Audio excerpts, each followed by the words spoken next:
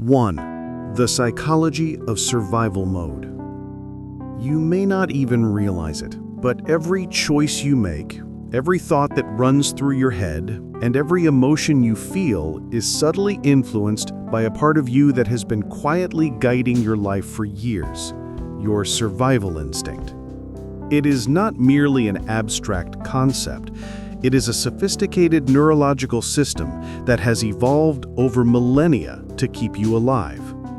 When you are operating in survival mode, your mind prioritizes safety over growth, caution over curiosity, and preservation over transformation. Understanding this is the first step in recognizing why some people stay stuck in life's repetitive loops while others break free and thrive. Survival mode is triggered by the perception of threat. These threats are not always physical. In modern life, they are often social, financial, or emotional. When your brain interprets a situation as dangerous, it activates the amygdala, the almond-shaped structure in your brain that functions as the central alarm system. The amygdala sends signals to release stress hormones like cortisol and adrenaline, which prepare your body for immediate action: fight, flight, or freeze. Your heart rate increases, your muscles tense, and your attention narrows. You become hyper-focused on what might harm you, and this is entirely natural. It is designed to protect you. But here is the nuance. When this state persists, it begins to shape not just your behavior, but your identity.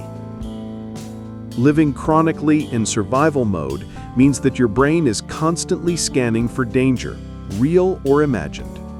Over time, the prefrontal cortex, responsible for rational thought, planning, and emotional regulation, can become overshadowed by the more primitive survival circuits. You start to react automatically, making decisions that prioritize immediate security over long-term growth. You may notice yourself avoiding risks, doubting your capabilities, or feeling anxious even when there is no immediate danger. This pattern is not a flaw in your character. It is a reflection of an adaptive system operating exactly as it was designed, keeping you safe, sometimes at the expense of your potential. It is worth noting that survival mode is not inherently negative. In fact, it's essential during acute danger or crisis. Think of moments when your reflexes save you from a car accident, or your quick thinking helps you avoid a harmful social situation. In these moments, your survival instincts are your ally. The challenge arises when your survival responses, initially meant for short-term emergencies, become chronic and embedded into your identity. You begin to see yourself primarily as a survivor rather than someone who can thrive. You start to internalize the narrative. I must be careful. I cannot risk too much. Safety is priority one. And with that narrative, your identity becomes tightly coupled to caution, limitation, and sometimes fear. From a psychological perspective, this is where the difference between survivors and thrivers begins. Survivors focus on avoidance and maintaining the status quo. They build elaborate routines to prevent discomfort, often masking underlying anxiety or insecurity. They learn to navigate life by minimizing risks, sometimes at the cost of fulfillment, growth, and creativity. Thrivers, on the other hand, recognize that discomfort is part of growth. They learn to tolerate uncertainty, embrace challenges, and take calculated risks. The distinction is not about intelligence, talent, or resources. It's about how you relate to threat, discomfort, and your own potential. Consider the role of learned helplessness, a concept first explored by psychologist Martin Seligman. When individuals repeatedly encounter situations where they feel powerless, they begin to internalize the belief that their actions do not influence outcomes. This can be subtle, manifesting in everyday decisions. You may hesitate to apply for a promotion because it won't matter, or avoid new social connections because it's too risky. Over time, learned helplessness reinforces the survivor identity, embedding the sense of limitation into your self-perception. This is not destiny. It's a response that can be reshaped with awareness. But first, you need to understand its mechanics. Your internal dialogue plays a critical role in survival mode. Thoughts like, "I can't handle this," "What if I fail?" or "I need to be careful," are not random. They are adaptive responses that once were protective. Your brain has learned that these thoughts help you avoid pain, loss, or danger. But when repeated unnecessarily, they form cognitive patterns that narrow your perception of possibility. You begin to see life through a lens of scarcity and risk. Each decision is filtered through the question, "Will this hurt me?" rather than, "Will this help me grow?" This shift in internal dialogue is subtle but profound, and it is one of the key markers of survival-based identity. Chronic stress also changes the physical structure of your brain. Research in neuroscience has shown that prolonged exposure to stress hormones like cortisol can reduce the volume of the hippocampus, the region involved in learning and memory. At the same time, the amygdala can become more reactive to stress and heightened sensitivity to perceived threats. This is why individuals entrenched in survival mode often experience heightened anxiety, difficulty concentrating, and persistent worry. Your brain literally adapts to prioritize caution over creativity. It is not a reflection of weakness. It is the biological reality of a system designed for preservation. Social conditioning further reinforces survival mode. From childhood, you may have learned which behaviors are safe and which are dangerous, which feelings are acceptable and which are punished. Peer pressure, family expectations, and societal norms teach you to anticipate judgment and potential harm. When these early lessons are repeated and reinforced over time, they contribute to a rigid identity framework, one where safety, conformity, and predictability dominate. This framework is protective, but it is also limiting. You learn to survive by adhering to patterns that minimize risk, often at the expense of exploration, innovation, and authentic self-expression. It is important to recognize the subtle forms of survival that appear in adult life. You may see it in financial habits, such as hoarding resources or avoiding investments. You may see it in relationships, where emotional boundaries are overly rigid or intimacy is avoided out of fear of vulnerability. You may see it in career choices, where safe, predictable paths are chosen over bold, uncertain opportunities. Each of these behaviors serves the same function, reducing exposure to perceived danger, but they also maintain the survivor identity and prevent the emergence of the thriver mindset. Understanding the survivor identity is not just about identifying limitation. It is about recognizing the adaptive logic behind it. Survivors are not failing, they are succeeding at staying safe. They have learned the rules of survival and are following them with precision. The challenge is that these rules were designed for different circumstances, often past trauma, scarcity, or high-risk environments, and may no longer serve your current life goals. The first step in shifting identity is acknowledging the effectiveness of survival strategies while understanding their limitations. You may begin to notice moments when the survivor identity conflicts with your deeper aspirations. Perhaps you want to start a business, pursue a creative project, or express yourself authentically, but a subtle voice whispers, "It's too risky," or "I might fail." These moments are critical because they reveal the friction between your survival identity and your potential for thriving. Thrivers are distinguished not by the absence of fear, but by their willingness to act in spite of it.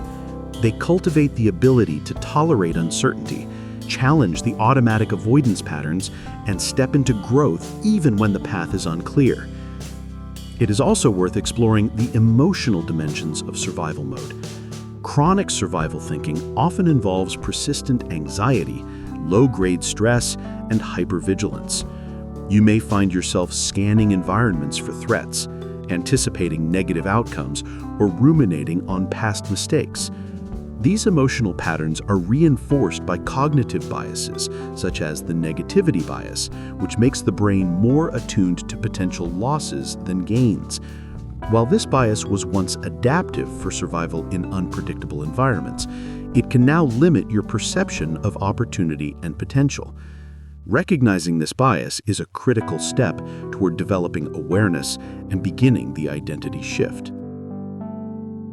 Another subtle but powerful component of survival mode is self-identity as a victim of circumstance.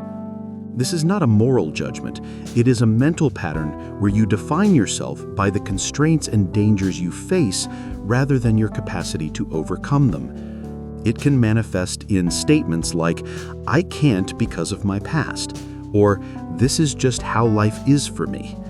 While these narratives are protective and understandable, they reinforce a limited self-concept.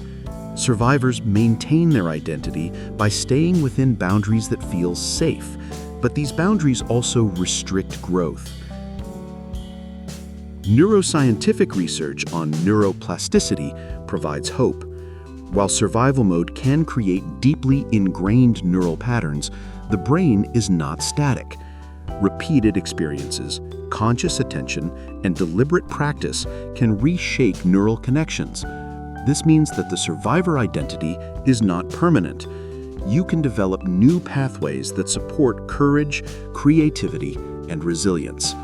The key lies in awareness, repetition, and intentional practice.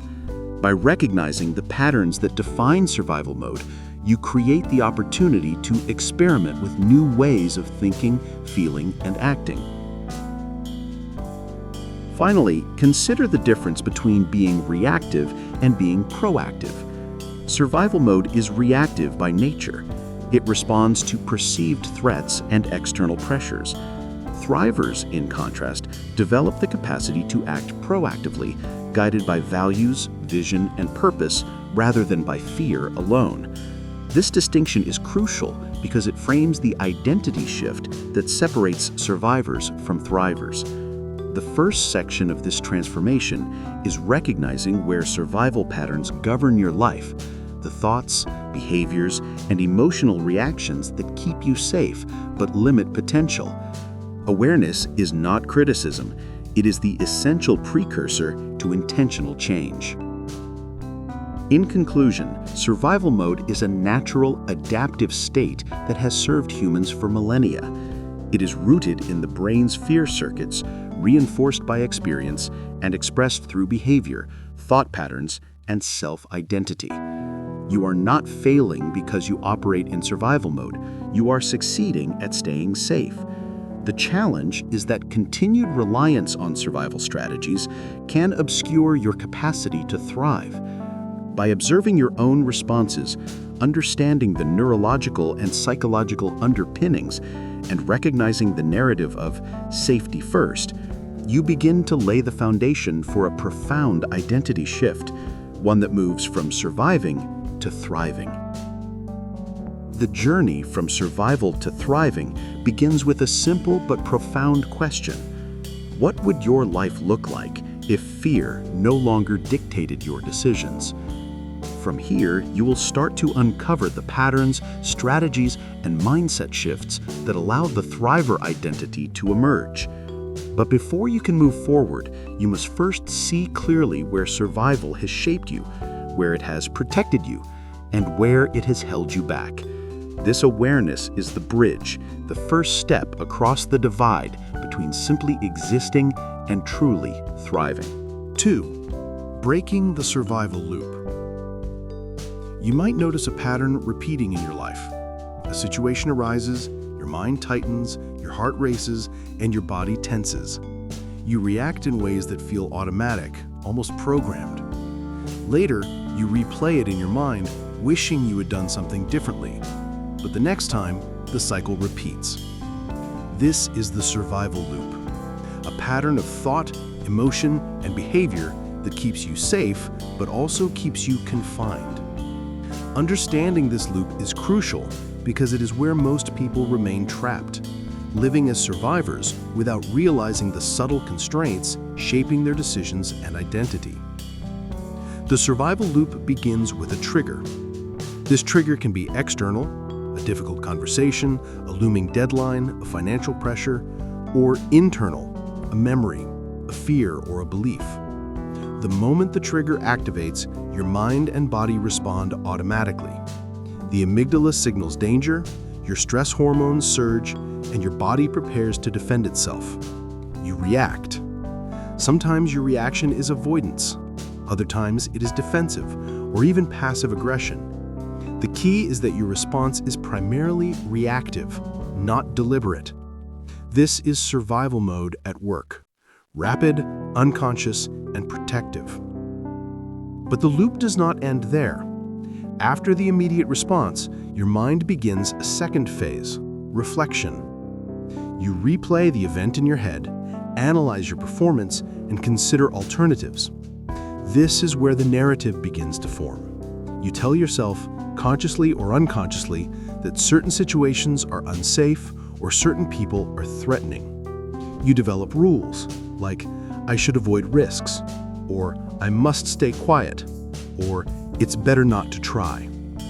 Each repetition strengthens the neural pathways associated with survival behaviors. Over time, this loop solidifies, and the identity of a survivor becomes ingrained. Breaking this loop begins with awareness. You must first observe it without judgment. Notice the triggers, the reactions, and the internal narratives. You might feel a rush of fear, tension, or anxiety, but the goal is not to suppress these feelings. It is to see them clearly, to recognize their origin, and to understand their function. Awareness alone does not change behavior, but it creates the space necessary for deliberate choice. Once you can see the loop as it occurs, you gain a degree of control over it. Cognitive reprogramming is the next step. This is the process of intentionally changing the thought patterns that reinforce survival behaviors. Techniques from cognitive behavioral therapy, CBT, are highly effective here. For example, you may notice a thought like, if I speak up, I will be judged. CBT encourages you to question the evidence for this thought. Is it based on reality or assumption? Could there be another interpretation? By actively challenging these automatic thoughts, you begin to weaken the survival-based narrative that limits your actions. This is not about creating a false sense of safety. It is about developing a more accurate and flexible understanding of your environment. Emotional reframing complements cognitive reprogramming.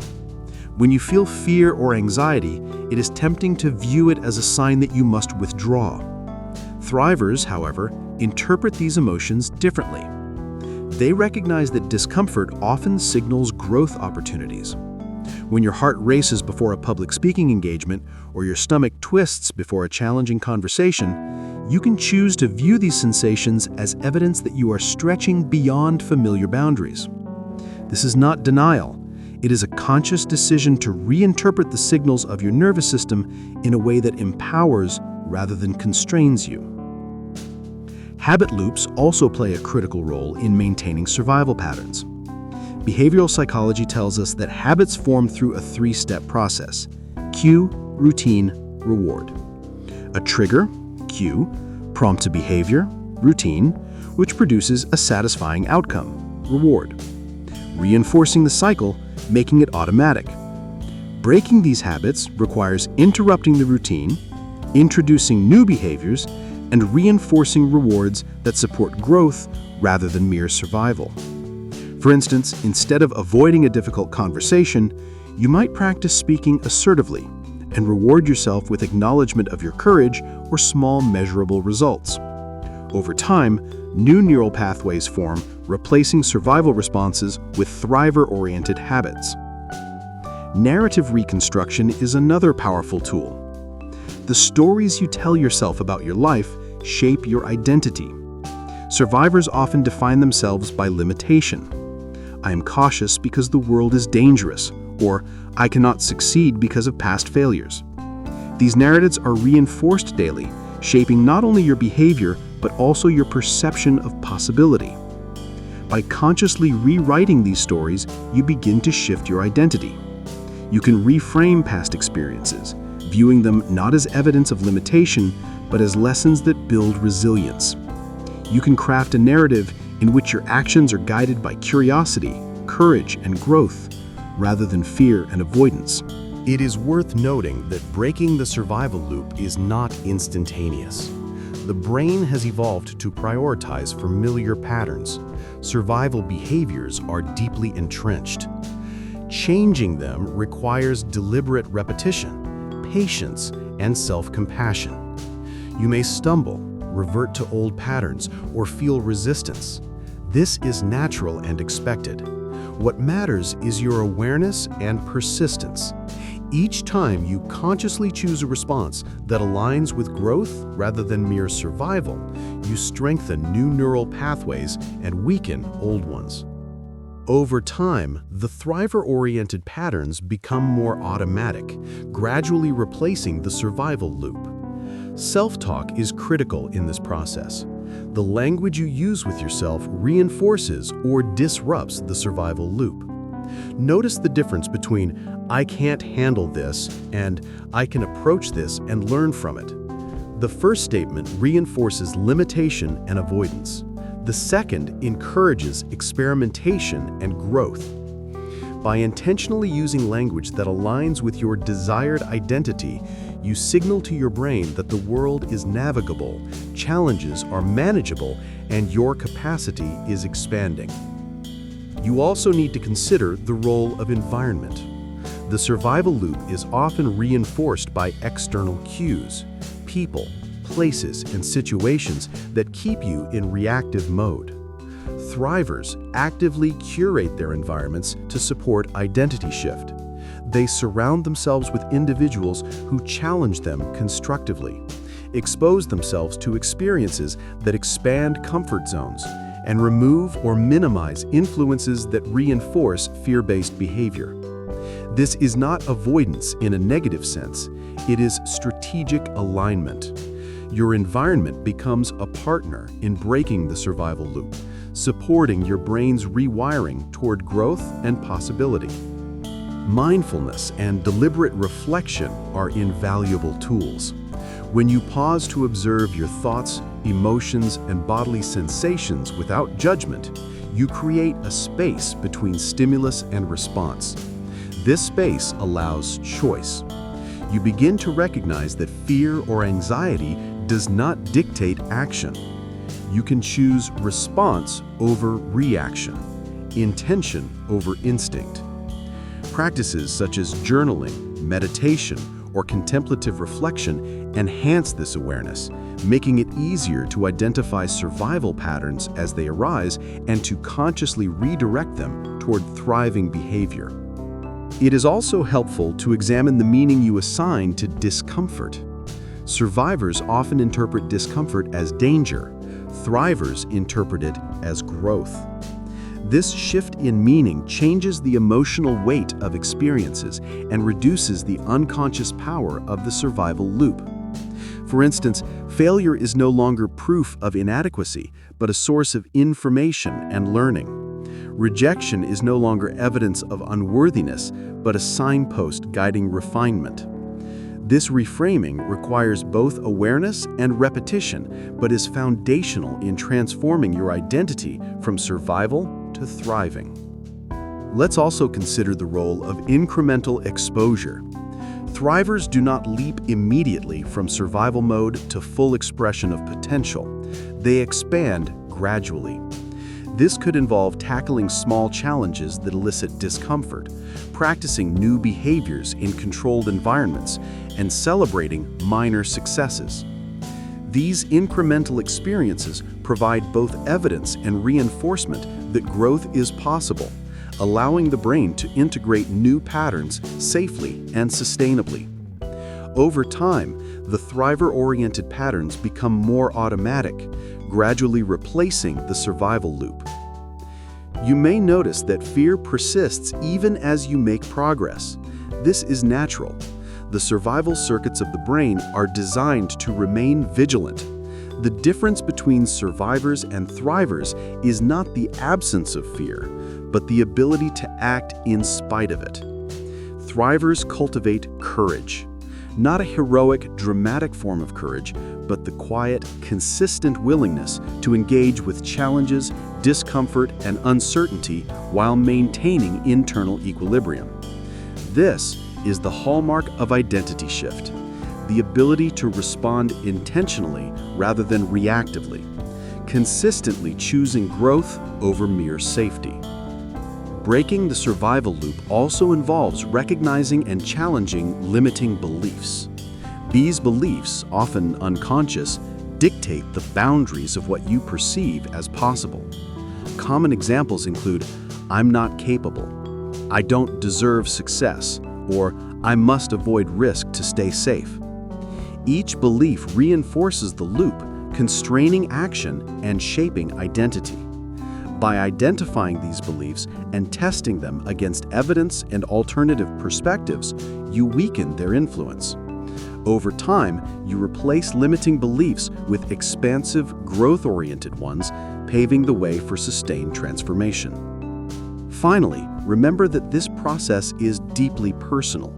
Everyone's survival loops are unique, shaped by individual experiences, temperament, and environmental factors. There is no single formula for breaking free. What matters is consistent observation, deliberate action, and self-compassion. Each time you notice a reactive pattern and choose a different response, you are not only breaking the loop, but also reshaping your identity. The survivor identity becomes less dominant, and the thriver identity gradually emerges, anchored in courage, resilience, and intentionality. In essence, breaking the survival loop requires three interconnected practices: awareness, reprogramming, and incremental action. Awareness illuminates the patterns that govern your life. Reprogramming reshapes the narratives, beliefs, and habits that maintain these patterns. Incremental action reinforces new behaviors and strengthens the neural pathways that support thriving.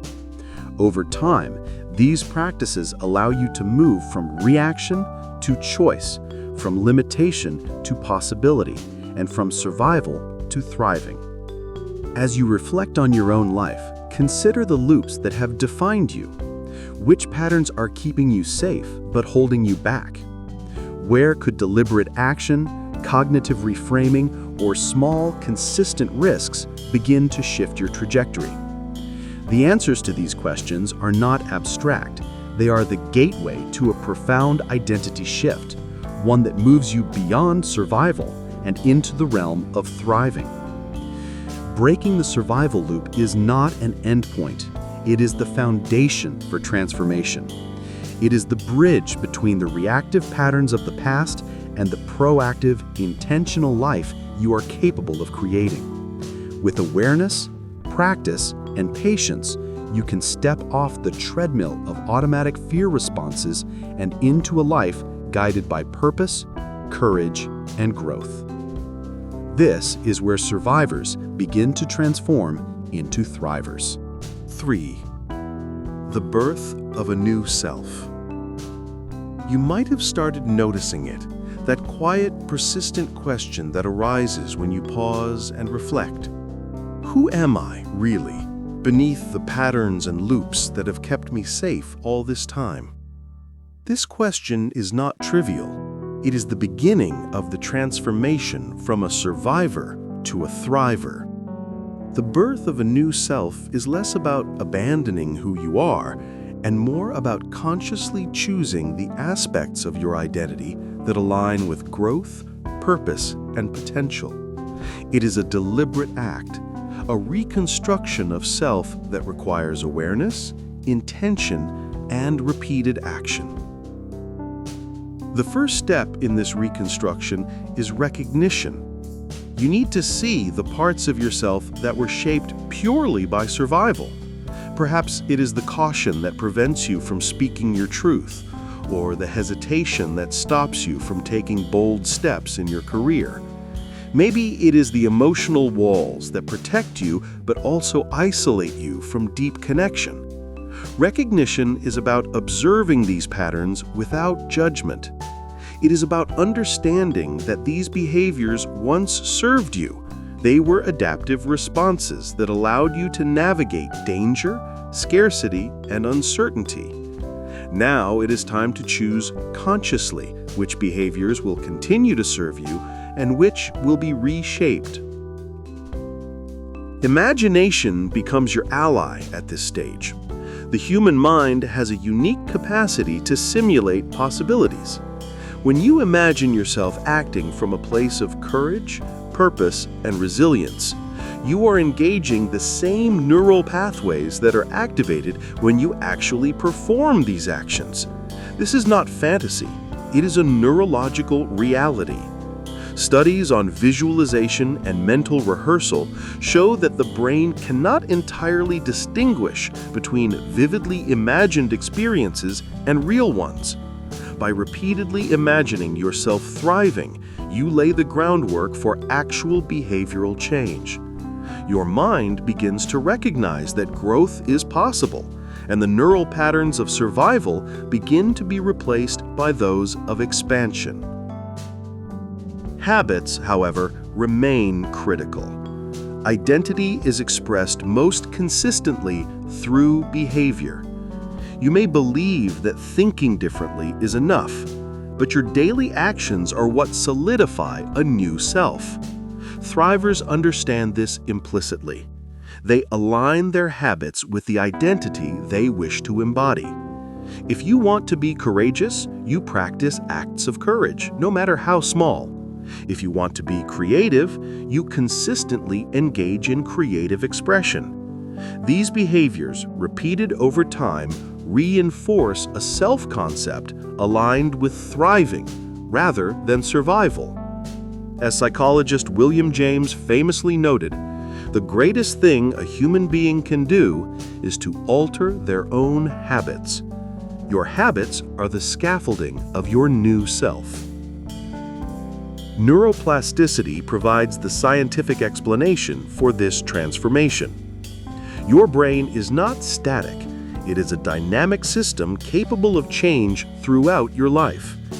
Each time you engage in new behaviors, learn new skills, or practice new ways of thinking, you are literally reshaping the physical structure of your brain.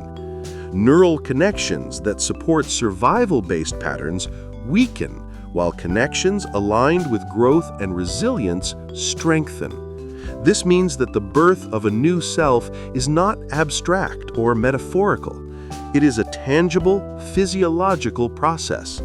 With repeated practice, these changes become lasting, forming the foundation for a thriving identity. Self-concept theory also provides insight into this process. Your identity is not simply a passive reflection of who you are. It is actively constructed through your beliefs, behaviors, and experiences. Each action you take communicates something to yourself about who you are. When you consistently act in ways that embody courage, generosity, and curiosity, your self-concept shifts to reflect these qualities. Over time, the repetition of aligned behaviors transforms your internal narrative. You begin to internalize the message that you are capable, resilient, and worthy of growth. The new self is both constructed and discovered through action. Vision plays a central role.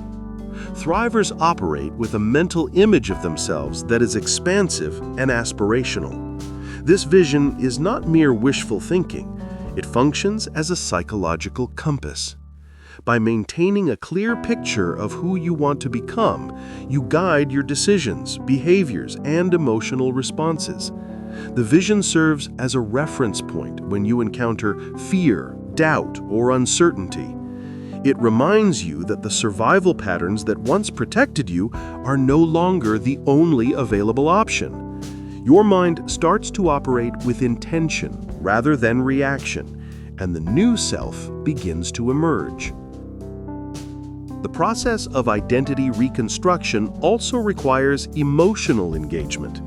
It is not enough to think differently, you must feel differently. Emotional resonance amplifies neural change. When you attach positive emotions, such as excitement, curiosity, or pride, to new behaviors and experiences, you reinforce the pathways that support thriving. Similarly, acknowledging and processing the fear, grief, or discomfort associated with leaving survival behind ensures that your transformation is integrated rather than superficial. Emotional engagement deepens the internalization of the new identity and strengthens the alignment between thought, feeling, and action. Incremental transformation is key. The new self does not emerge overnight. It develops through a series of deliberate steps, each one slightly beyond the comfort zone, each one reinforcing the capacity to thrive. Small victories are cumulative. Every time you face discomfort with intention, you signal to your brain that you are capable of more than survival alone.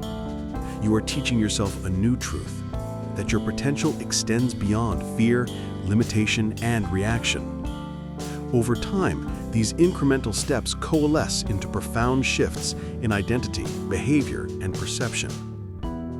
It is helpful to frame this process as a series of micro-identity shifts.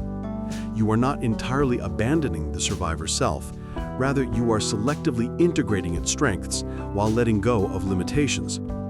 You keep the resilience, vigilance, and wisdom it cultivated, but you shed the rigidity, fear, and avoidance that constrain growth. This integration is essential because it creates continuity and coherence in your identity. The new self is not a rejection of the past, it is an evolution, a conscious curation of your mental, emotional, and behavioral resources. The role of values cannot be overstated. Thrivers operate in alignment with deeply held principles that guide their choices and actions. Values act as a compass, helping you navigate situations that might otherwise trigger survival responses. When you encounter fear, stress, or uncertainty, values provide a stable reference point. They remind you why you are acting, reinforcing the sense of purpose that fuels sustained change. Alignment with values strengthens identity because it ensures that actions are not merely reactive or habitual, but intentional and meaningful. Accountability accelerates the process. Sharing your intentions with others, seeking mentorship, or joining supportive communities provides external reinforcement. When your growth is witnessed and affirmed by others, it amplifies internal belief. Neuroscience suggests that social validation and shared experiences strengthen neural circuits associated with learning and behavior change. Thrivers harness this by surrounding themselves with environments that encourage experimentation, celebrate progress, and provide constructive feedback. The narrative of the new self also includes reframing past experiences. Thrivers interpret challenges, failures, and setbacks as data rather than verdicts. A mistake is not proof of inadequacy. It is information guiding refinement. A disappointment is not a limit. It is a signal for adjustment. By reconstructing the meaning of past events, you rewrite the story of your life. You shift from being defined by what happened to being defined by what you choose to do next. This is a subtle but powerful form of agency, signaling to your brain that identity is not fixed but flexible, responsive, and under your guidance. Imagination and creativity are further tools in this process. Engaging in creative acts, whether writing, visual art, problem solving, or innovation, trains your brain to generate possibilities rather than react to constraints. Creativity expands the space of what is possible, reinforcing the emerging identity of a thriver. It creates a feedback loop. As you imagine, act, and reflect, the brain reinforces behaviors, beliefs, and emotional responses aligned with growth, curiosity, and resilience. Reflection and mindfulness continue to play a crucial role. Observing your thoughts, feelings, and behaviors provides feedback on the alignment between your actions and your emerging self-concept. Mindfulness allows you to catch survival patterns before they dominate your responses, providing opportunities to act from intention. Through consistent reflection, you develop meta-awareness, the ability to observe your mind and guide your behavior consciously. This meta-awareness is the engine that powers identity reconstruction. Finally, the birth of a new self is deeply empowering because it is intentional. Unlike the passive identity of survival, the thriver's identity is chosen, crafted, and embodied. Each deliberate thought, action, and emotion signals to your brain, "This is who I am." Over time, repetition solidifies these signals into neural pathways, habits, and self-concept. The new self is not imposed from outside. It is cultivated from within, emerging from conscious attention, repeated practice, and a commitment to growth. This stage marks a profound turning point. You are no longer merely responding to life's challenges. You are shaping who you are in response to them. The new self emerges as a living expression of possibility, courage, and intention, laying the foundation for the next phase of thriving, the daily mindset, strategies, and practices that sustain growth and identity over time. 4. The daily mindset of a thriver. You've probably spent years thinking that the people who thrive are just lucky. They seem to always land on their feet, get the opportunities, find the right people, and somehow move through life like it's not trying to crush them every other day. But the truth is, thriving isn't luck. It's discipline, disguised as peace. It's a mindset that's trained, not gifted. And that's exactly what separates you from them right now.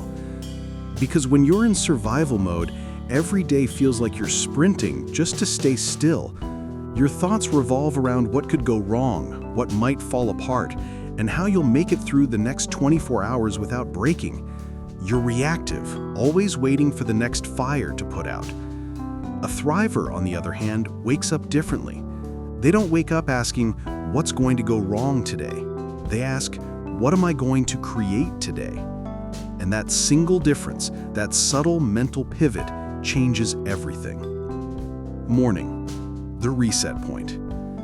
When you wake up, your first thoughts build the foundation for the day. Most people grab their phone, scroll, and instantly flood their brain with other people's noise. It's like letting hundreds of strangers pour their moods into your mind before you've even decided how you feel. A thriver doesn't do that. You start by grounding yourself in your own voice. Some write, some pray, some sit in silence. But what matters isn't the method, it's the ownership. Thrivers take control of their morning narrative. They decide the tone before the world has a chance to. And yes, it's not easy. There will be days when you wake up tired, unmotivated, emotionally empty. The thrivers don't wait for motivation, they act through discipline. Because they understand something crucial. Your emotions are signals, not instructions. You don't have to feel ready to move forward. You move, then the feeling follows. That's why you'll see them journaling or speaking affirmations, not because it's trendy, but because it's tactical. They're rewriting the subconscious scripts that survival mode once etched into their brain. Scripts that said, "You're not enough. You'll always struggle. You'll never get there." Thrivers replace those lines with truth, not toxic positivity, truth. Things like, "I've survived too much to stay small. I am building peace that doesn't depend on others. I choose progress, not perfection." It's not about pretending life is perfect. It's about training your mind to stop expecting the worst every time you see the unknown. Afternoon, the power of focus. Midday is where survivors and thrivers split paths again. When you're in survival mode, your energy is scattered, jumping from one worry to another, reacting to every message, every notification, every emotional shift from people around you. You're living in defense mode, but thriving requires offense, controlled, intentional focus. Thrivers understand that energy is currency. They don't spend it carelessly on every distraction that asks for attention. They invest it in things that multiply it back. That's why you'll see them blocking out time for what actually matters, the things that create growth, peace, or meaning, instead of drowning in busy work just to feel productive. They're not scared to say no, not because they're selfish, but because they understand that every yes given to the wrong thing is a no to the right one. And when things go wrong, because they will, thrivers respond. They don't react.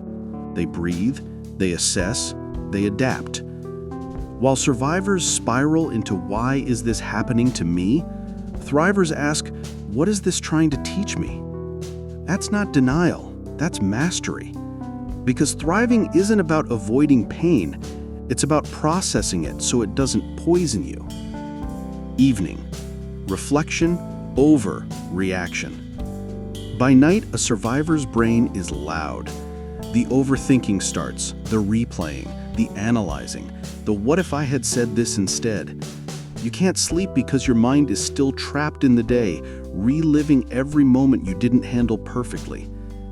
Thrivers don't ignore reflection, they redirect it. Instead of replaying what went wrong, they review what was learned. They ask, where did I show up for myself today? What drained me? What did I do that aligned with who I'm becoming? That's the difference. Survivors see each day as something that happens to them. Thrivers see each day as data, feedback for becoming better. They don't dwell on mistakes, they decode them. They don't suppress emotions. They sit with them until they understand what those emotions are pointing to. Because thriving doesn't mean you're always happy, it means you're emotionally fluent. You know how to translate pain into progress. Before bed, many thrivers intentionally disconnect. They shut down the noise. They detox their mind from constant comparison and input. Because thriving requires stillness. You can't hear your own intuition when you're always tuned to other people's frequencies. Core habits that keep you thriving. Let's be clear, the thriver mindset isn't built overnight. It's not a one-time transformation, it's a lifelong muscle you train. And these are the habits that strengthen it. 1. Radical self-awareness. You stop lying to yourself. You admit when you're wrong, when you're scared, when you're procrastinating. Because denial keeps you in survival mode. Honesty sets you free. 2. Boundaries without guilt. Thrivers understand that peace isn't found, it's protected. You stop feeling bad for choosing rest, for saying no, or for walking away from people who drain your energy. 3. Growth over comfort. Survivors chase comfort because comfort feels safe. Thrivers chase growth because they've learned that real safety comes from resilience. Growth isn't always fun, but it's freedom. 4. Purposeful isolation. You stop fearing solitude. You start seeing it as clarity. The time you spend alone stops being loneliness. It becomes your creative lab, your healing ground. 5. Gratitude as grounding. Thrivers don't use gratitude to ignore pain. They use it to keep perspective. Gratitude doesn't erase problems. It just keeps you from magnifying them. 6. Accountability without shame. You start holding yourself accountable without hating yourself. You understand that responsibility isn't self-blame, it's self-power. 7. Emotional regulation. You stop letting your emotions drag you like a leash. You pause before you respond. You breathe before you explode. You think before you decide. Because maturity isn't how calm you are when things go right, it's how composed you stay when everything goes wrong. The inner voice shift. Maybe the biggest change between survivors and thrivers is the voice in their head. For survivors, it sounds like this. I can't lose this job. I can't mess this up. I can't handle another failure. Everything is built on fear. For thrivers, the same voice evolves. I want to learn something new. I'm ready to try again. Even if I fail, I'll be fine. It's not about pretending fear disappears. It's about who's driving the car. Thrivers still feel fear. They just don't let it hold the wheel. They've learned that confidence isn't, I know everything will go right. Confidence is, I'll handle it even if it doesn't. That's the quiet power that others feel when they're around you. Not arrogance, not luck, but calm certainty built from 1,000 self-recoveries. The myth of motivation. Here's a secret thrivers already know. You'll never feel like doing the hard thing first. Motivation doesn't start the action. Action starts the motivation. Survivors wait to feel ready. Thrivers build momentum. They understand that small actions compound. Every just 5 minutes adds up. Every I'll do it anyway builds proof to your brain that you're capable. And that proof becomes belief. Over time, you stop needing external validation because your consistency becomes its own evidence. You start to trust yourself again. And when you trust yourself, you stop chasing validation from people who never earned the right to define you. When things go wrong, even thrivers break sometimes. They lose jobs, relationships end, plans collapse. The difference is how they interpret the fall. You might hear a survivor say, "Why does this always happen to me?" A thriver says, "This hurts, but it's refining me." They still cry, still doubt, still scream into pillows, but they recover faster because their pain has context. They've learned that life isn't punishing them, it's preparing them. So when a setback comes, they pause and ask, what is this teaching me about me? Not about other people, not about luck, about them. Because the moment you start using pain as feedback, instead of evidence that you're cursed, that's when you cross the invisible line between surviving and thriving. Thriving as a lifestyle, not a phase. Thriving isn't a highlight reel. It's not about posting your wins, your vacations, your success stories. It's how you think when nobody's clapping. It's the quiet, consistent, invisible work you do in the background, and the peace that follows because of it. You start to see the world differently. You stop competing with everyone else because you realize the game was never against them. It was always between your old self and your evolving one. And that realization changes everything. Because when you live like a thriver, you stop chasing external survival and start mastering internal peace. You realize the goal isn't to have everything, it's to need less and still feel full. You stop fighting for validation and start fighting for alignment. You no longer measure success by applause, but how free you feel when you wake up. And that's what thriving really is. Not luxury, not perfection, not the absence of struggle. It's waking up and realizing that you are no longer controlled by fear, dependency, or emotional chaos. It's walking through life aware of your flaws, but unashamed of your growth. It's not about who has the most, it's about who's finally at peace with who they've become. So yes, the daily mindset of a thriver takes work. But it's the kind of work that pays in freedom, clarity, and strength. And one day, you'll wake up and realize you didn't just survive what tried to destroy you, you built something beautiful from it. 5. The long-term transformation, building a life that thrives itself. You've come a long way, from reacting to surviving, from surviving to shifting, and now to something deeper, sustaining. Because the truth is, thriving isn't a weekend project or a 30-day mindset challenge. It's a long-term reprogramming of how you exist. Most people can tap into short bursts of motivation. They can push hard for a few days, maybe even a few months when the fire is new. But that initial passion always burns out unless it's rooted in structure, the kind of structure that keeps working even when you're not feeling strong. That's where you step into real transformation. Not the "I'm changing my life" kind of talk, but the quiet, consistent rewiring that happens when thriving stops being a goal and becomes a default. 1. Thriving beyond circumstances. When you've truly shifted, you stop seeing thriving as something that depends on ideal conditions.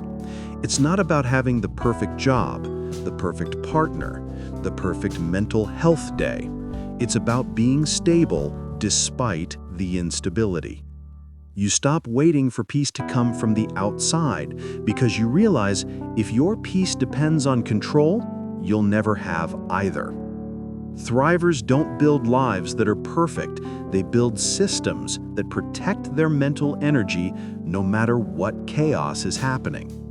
That's why they seem calm during storms, not because they're unbothered, but because they've learned how to anchor themselves when everything else is shifting. And it's not that their lives are easier, it's that their reactions are wiser. You stop needing everything to go right to feel okay, and that's when you become unstoppable. Because now, you're not reacting to the world is reacting to your steadiness. 2. The long game. Character over circumstance. When you start thriving long-term, your focus moves from fixing what's happening to you to shaping who you are through it. And that shift from external control to internal mastery changes how you measure growth. Instead of saying, "Things are finally going my way," you start saying, "I'm handling things differently now." And that's real power. See, thriving isn't about avoiding hard seasons. It's about who you become in the middle of them. You stop seeing struggle as a threat and start seeing it as training. Every setback sharpens you. Every disappointment humbles you. Every challenge deepens your emotional intelligence. When you thrive long-term, you learn how to carry peace into the battlefield, not wait for the war to end before you rest. It's that quiet strength people can feel in your presence. Not the kind that brags, but the kind that stabilizes everyone else just by existing. And the beautiful part? You don't have to try to be that person. You become that person naturally when you start choosing integrity, humility, and peace over performance, pride, and panic. 3. Redefining success and fulfillment. Here's something people don't talk about enough. When you start thriving, your definition of success changes. At first, you chase what society tells you to: status, wealth, attention. You think those things will make you feel secure. But when you get even a small taste of real inner peace, you realize success isn't about more, it's about enough. You start prioritizing mental clarity over public validation. You start choosing people who bring calm, not excitement. You start saying no to opportunities that would make you rich, but rob your rest. Because you finally understand that thriving isn't about constant achievement, it's about alignment. That's why some of the most peaceful people you'll ever meet aren't the richest, loudest, or most recognized. They're the ones who learned how to be fulfilled without needing to perform for it. That doesn't mean you stop chasing goals. It means your goals stop chasing you. You create from purpose, not from pressure. You achieve without self-abandonment. You win without losing yourself. And when you reach that stage, your success feels lighter because it's not built on desperation anymore. 4. The discipline of renewal. Here's the thing about long-term thriving. It's not a straight line. You will burn out sometimes. You will slip back into old patterns. You'll wake up some days and feel like you're surviving again. And that's okay. The difference now is you don't stay there. Thrivers don't beat themselves up for falling. They focus on getting back up faster each time. They understand that maintenance is just as sacred as progress. You renew yourself through rest, reflection, and realignment. You notice when your energy is off, and instead of pushing harder, you pause. You take breaks not because you're lazy, but because you've learned that stillness is part of growth. Think of it like this. Thriving isn't about sprinting, it's marathon pacing. You don't need to be at your best every day. You just need to stay consistent enough that even your off days still move you forward. And the most powerful part? The more you renew, the more resilient you become. You start catching yourself earlier in emotional spirals. You start responding faster to burnout before it becomes breakdown. You start trusting that even your low seasons have purpose. Because long-term thriving isn't perfection, it's pattern recovery. 5. Living as a lighthouse. At this stage, something powerful happens. Your thriving stops being about you. It starts affecting everyone around you. People start coming to you not because you have it all figured out, but because your energy feels safe. Your life starts speaking louder than your advice. And this isn't about being some motivational guru. It's about embodying peace so deeply that it becomes contagious.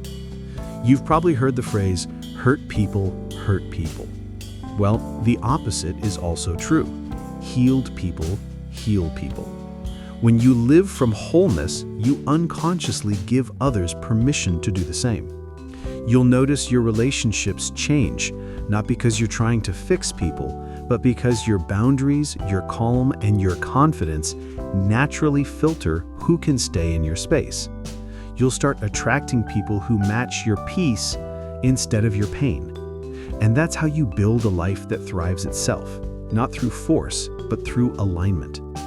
Your environment starts to reflect your inner work. Your career decisions flow from clarity, not fear. Your relationships become partnerships, not survival contracts.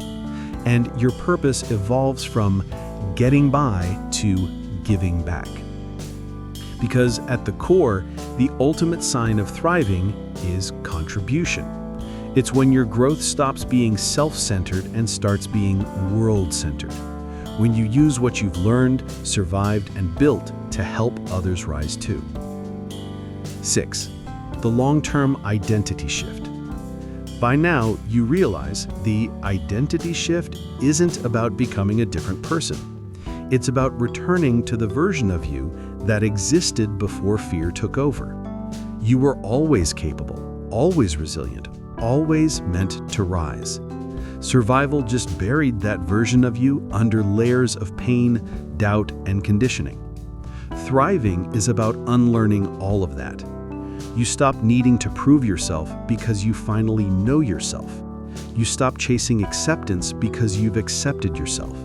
And when you do, the external world stops feeling so threatening because you no longer measure your worth by how it treats you. That's the final freedom, emotional independence. The point where you realize, I don't need everything to be perfect to feel okay.